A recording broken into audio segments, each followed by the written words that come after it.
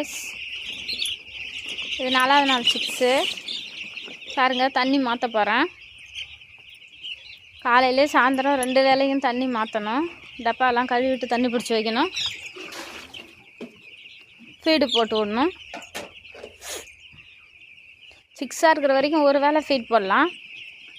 ஒரு 25 நாள் ஆனதுக்கப்புறம் 2 வேளையும் ஃபீட் போடணும்.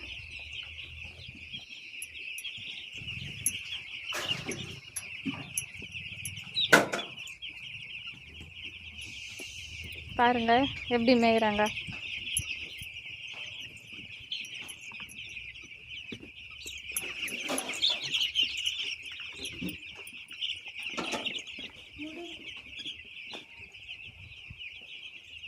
இப்போ தண்ணி மாற்ற போகிறோம்.